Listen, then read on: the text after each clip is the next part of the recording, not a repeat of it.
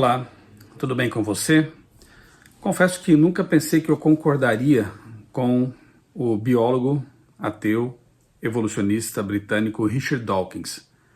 Na verdade, ao longo dos últimos 10 anos, ou até mais, 20 anos, eu tenho criticado as ideias dele, tenho escrito bastante coisa, especialmente em meu blog criacionismo.com.br, porque simplesmente discordo da militância darwinista dele.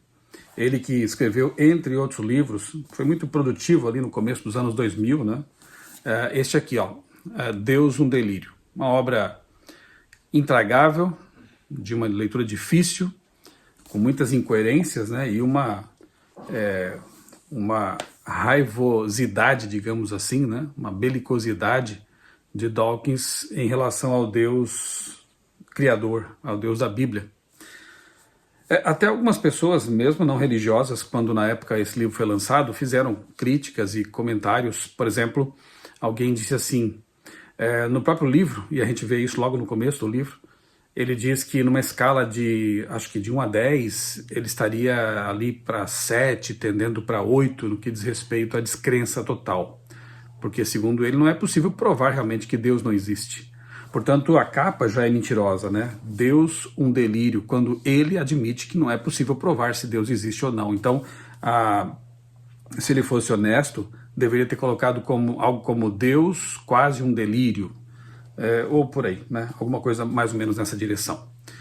Então, realmente, eu tenho escrito bastante coisa contra as ideias desse pensador influente, darwinista, ateu, militante britânico. Mas recentemente Dawkins tem se demonstrado preocupado com duas coisas contra as quais eu também tenho estado preocupado. E nisso concordamos, ele e eu, com esta outra autora, pensadora. Minha esposa já leu os livros dela, em breve publicaremos aqui no canal um vídeo sobre isso, eu estou lendo, que é a Ayaan Hirsi Ali, a história de uma mulher que desafiou o Islã. O título do livro, Infiel, é da Companhia das Letras. Este aqui eu recomendo para vocês. É uma história muito interessante. A Ayaan esteve já do lado de Dawkins. Na verdade, se formos traçar a biografia dela, ela nasceu na Somália, cresceu ali num país de orientação islâmica, com adaptações para a cultura local, que tornaram até bem mais complicada a religião para ela. Ela passou por mutilação genital e algumas barbaridades como essa. E ela então foge para a Holanda, lá ela estuda, ela obtém seu título, né, de bacharel, ela abandona toda e qualquer religião, se torna ateia, depois fugindo, né, da perseguição, porque aí os terroristas islâmicos ameaçavam a vida dela o tempo todo, ela se torna política, inclusive, uma influenciadora, e ela então se muda para os Estados Unidos. E lá ela conhece o verdadeiro cristianismo e se torna cristã. Resumindo bem, uma história que tem muitos detalhes interessantes e muito ricos, né? E aí ela passa a debater com o próprio Richard Dawkins. Tem na internet aí, no YouTube, vídeos em que ela aparece debatendo com o Dawkins, ela que já esteve do lado dele como uma neo-ateísta. Mas quais são as duas preocupações de Dawkins, contra as quais ela também está preocupada e eu, idem, né?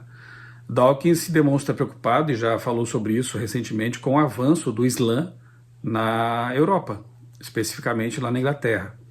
E qual o problema disso, né? Obviamente que ele, embora não seja religioso, não seja um cristão, ele diz, né, admirar e apreciar um cristianismo cultural, gosta das festas cristãs, da liberdade com certeza, né? Porque nos países cristãos pode faltar muita coisa, mas não falta liberdade de expressão, liberdade religiosa, né? Aonde o cristianismo chega, ali se instala também a liberdade, a valorização do ser humano, da vida humana, das mulheres, enfim. Muitas das conquistas que o Ocidente atribui talvez ao humanismo, muita gente não sabe que, na verdade, é fruto de uma cultura judaico-cristã. E Dawkins sabe disso, né? Como bom britânico e estudioso do assunto, né, da cultura, das religiões também, ele sabe disso. E ele então vê uma ameaça à liberdade que ele tanto preza, uma ameaça às liberdades conquistadas pelas mulheres também, no avanço do islamismo. E temos visto isso na Europa, né? França, de modo muito acentuado, na Inglaterra também. Alguns têm aí, inclusive, prognosticado que daqui uns 30 anos, na França, haverá menos franceses do que descendentes, imigrantes de países islâmicos. E Dawkins vê isso com preocupação, porque ele, claro, ele gosta de viver num local em que há liberdade, inclusive liberdade para criticar o próprio local, né? E a religião, até então predominante ali, o cristianismo.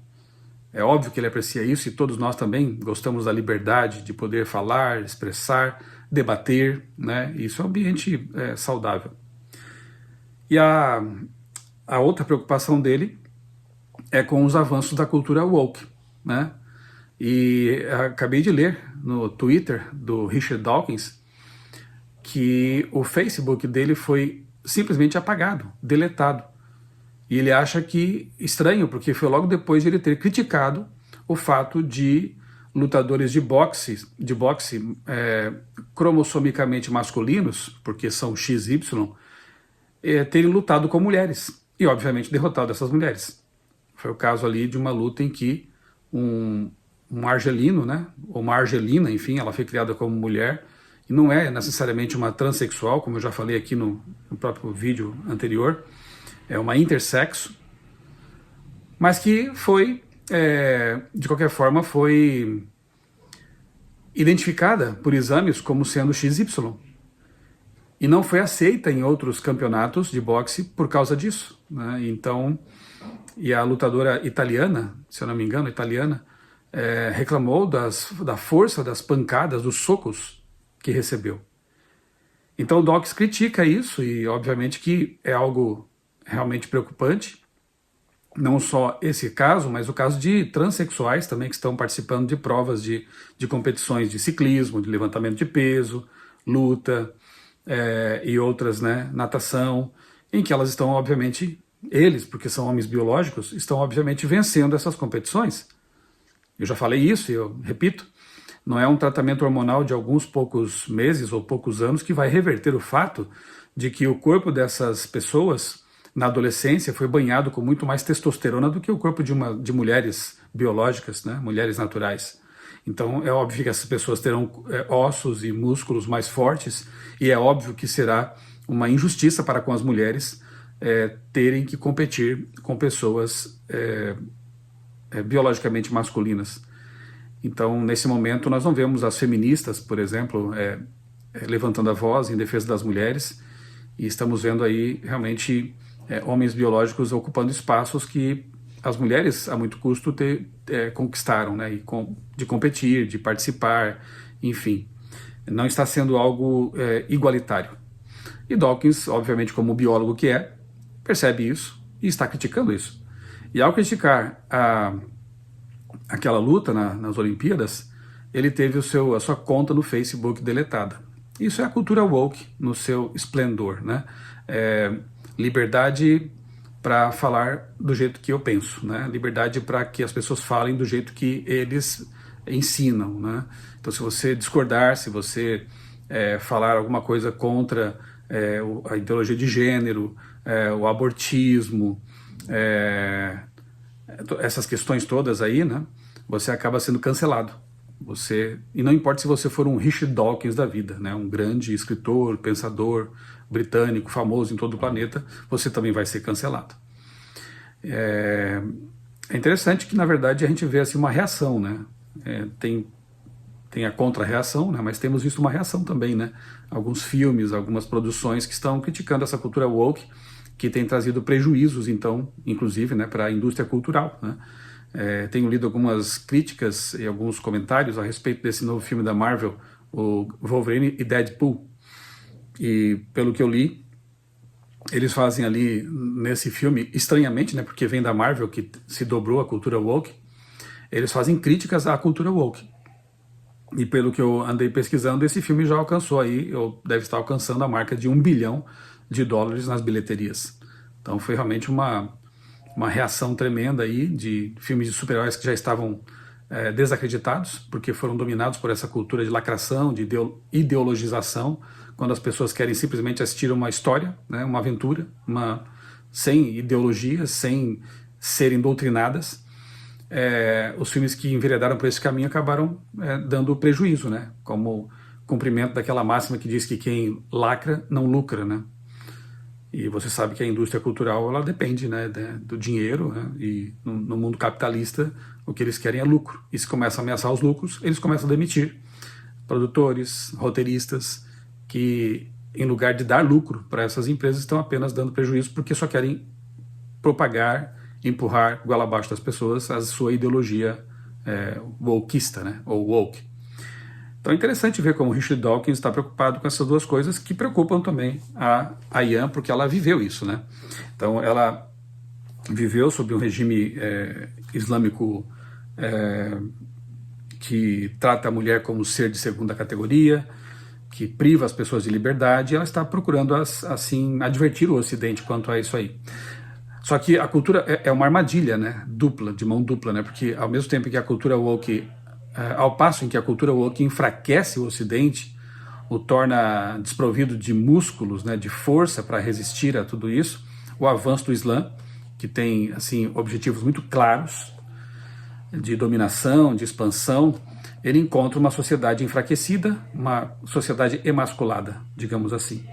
E então ela tem chamado a atenção para isso aí, né, para esse perigo de mão dupla. E o Dawkins também se preocupa com isso. Então, nesse ponto, estamos alinhados, né? Os três aqui, né? É uma pena que a Europa hoje não é mais aquele continente com um cristianismo forte, robusto, fundamentado, que poderia estar recebendo esses imigrantes de países em que é proibido pregar o evangelho cristão, né? Eles poderiam estar chegando agora a países em que o evangelho poderia ser pregado para eles. Claro que a liberdade de escolha e de aceitação é deles, mas eles poderiam ter a chance, pelo menos, de ouvir da boca, da vida de cristãos verdadeiros a respeito de Jesus e poder ter a sua oportunidade de viver numa sociedade livre, uma sociedade plural, uma sociedade em que há cristãos bem preparados, cristãos amorosos. Eu costumo dizer que tem duas coisas muito importantes, que é o acolhimento e a apologética, né? Pessoas que têm o amor verdadeiro de Cristo no coração e pessoas que conhecem de fato o Evangelho e sabem defendê-lo de maneira consistente. Mas infelizmente não é isso que, de modo geral, temos visto hoje na Europa. É algo triste, lamentável, e em lugar de mostrar o cristianismo a essas pessoas que vêm de países opressores e teocráticos, essas pessoas, muitas delas, né, vêm com suas ideias, com seus costumes, com a sua religião, e estão aos poucos alastrando essa religião ali no continente europeu. Fenômeno também observado em menor proporção, mas também observado nos Estados Unidos, né, com a chegada de muitos imigrantes que têm essas crenças. Então é algo preocupante e nesse ponto concordo com Dawkins. Também fico espantado de saber que a rede social do Facebook dele foi simplesmente deletada, provavelmente por isso, porque ele anda agora militando contra a cultura woke. Ele até postou um meme ali que aparece por aí de vez em quando, né? Um cara de moto, pilotando uma moto, ultrapassando todos os ciclistas e dizendo assim que aquela moto se sente como uma bicicleta, então ela está ali competindo com elas.